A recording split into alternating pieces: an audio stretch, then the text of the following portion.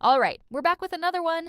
Before we dive in, make sure you like, comment, and subscribe to the channel so you don't miss what's coming next. Now let's talk about what's been going on with Cardi B. She's currently out on tour, and according to the numbers being posted, she's been selling out show after show.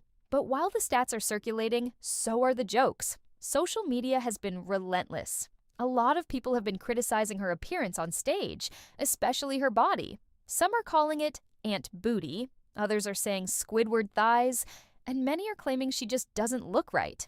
The conversation online has turned into full-on clowning. People are saying the butt looks too stiff, too heavy, and that it's affecting her ability to fully execute choreography during performances. Now, to be fair, Cardi did previously mention that she planned to get it reduced. Because of that, I'm not going to go too hard on her. She already acknowledged it. In fact, when she was talking to Kehlani during the tour, she brought up the reduction again. So clearly, she's aware of what people are seeing and how it's being received. Personally, I even think removal might be a better option. But that's her choice. The bigger conversation here is about BBL culture overall. A lot of the time, the proportions just don't balance out. The thighs don't match the hips, and without consistent workouts to build muscle naturally, everything can start to look off over time. That's usually why the results age poorly. At the end of the day, hopefully she finds what works for her and feels confident in her own skin. All right, let's dive into the next drama surrounding Cardi B. Now she's being accused of copying Beyoncé, and the Beehive is not holding back. Fans have been quick to call her out, saying she's borrowing choreography, moves, and even aesthetics straight from Queen Bee. One clear example is the mute challenge Cardi did during her performance of Pretty and Petty Witches, a diss track aimed at Bea. In the routine, she says, "Name 5 Bea songs. Gun to your head, I'm dead." Fans noticed that the way she executed it mirrored Beyoncé's original mute challenge. Beyond that, elements of her choreography and some stage looks seem heavily inspired by Beyoncé's style, which is why the Beehive is going in.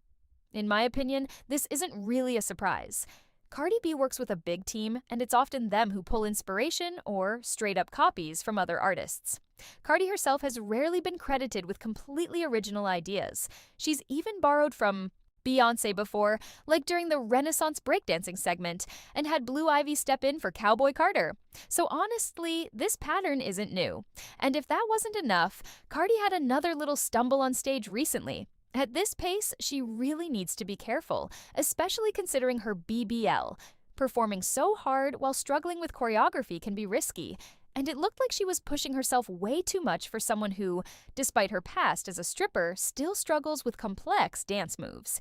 Would you like me to paraphrase the next part too?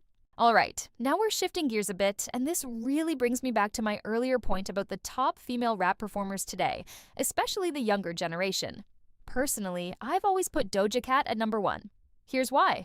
Doja Cat doesn't stumble across the stage. Her outfits are always on point, and while she's had some work done, her BBL looks natural and fits with her performance. It doesn't distract from her presence. She has incredible stage energy and charisma. Honestly, she could tour internationally all by herself, which is something Cardi B still struggles with. Speaking of Cardi, there's always chatter from her fans about upcoming overseas shows, but realistically, if she could book them now, she would. Announcing dates while already on tour makes no sense. Just ask how legends like Beyoncé, Nicki Minaj, or Kendrick Lamar handle tours. They release dates when they're ready for sales. So, in my view, Cardi gets points for doing the basics, but Doja really stands out as a top performer.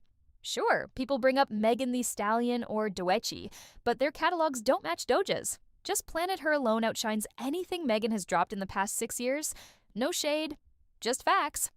I want to hear what you all think. Do you agree Doja Cat reigns supreme among the new generation, or is Cardi still holding her own? All right, now let's talk about Rihanna, because the chatter around her is intense right now. Fans are saying she's unstoppable, but also that she might be pregnant again. Which, if true, probably means the Navy isn't getting new music anytime soon. She was spotted at her birthday recently, and well, the cake had caviar on top. Honestly, I never thought I'd see that on a cake. Unless it was fake. But hey, happy 38th birthday to Rihanna. Now, about those pregnancy rumors.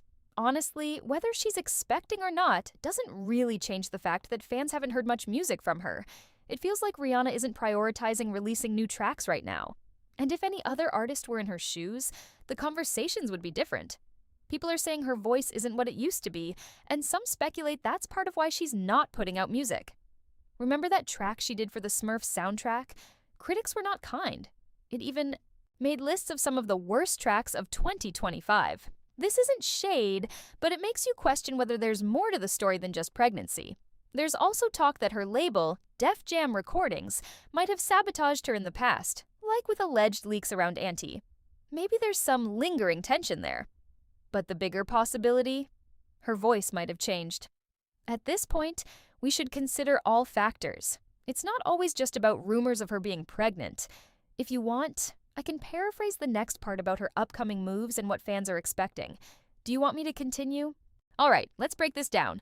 There's more to why Rihanna hasn't been dropping music lately. It can't just be about pregnancy. Plenty of artists have kids and still release hits. Look at Cardi B, Nicki Minaj, Beyoncé. They all managed to balance pregnancy with studio work. Nicki Minaj, for example, was recording features 9 months along. Remember the Say So remix? That proves it's possible. So clearly there's something else going on. Rumor has it, and don't shoot the messenger, Navy, that Rihanna's voice isn't what it used to be. Even if she did release music right now, a lot of it might rely on older recordings or AI-assisted vocals. Take that Smurfs soundtrack track from last year. Seriously, does that even sound like the same Rihanna we know? And yes, some fans point to her Super Bowl performance as proof she still slays, but let's be real, that was mostly lip-syncing. The mic wasn't fully live and there were backtracks. If we actually heard Rihanna with a mic right up front, no backing tracks, no auto-tune, just pure live vocals, people might notice a difference. And honestly, there's a good chance she doesn't sound exactly like she used to. If you want, I can paraphrase the next part where she addresses the comeback rumors and what fans are expecting from her future music. Do you want me to continue? So, what do you guys think? Is Cardi B really struggling with her tour and BBL, or is it just the haters being extra? And with Rihanna, are we ready to face the truth about her voice? Or are we just holding on to old glory? The music world is changing fast. New artists like Doja Cat are killing it on stage, while legends like Rihanna are taking their time.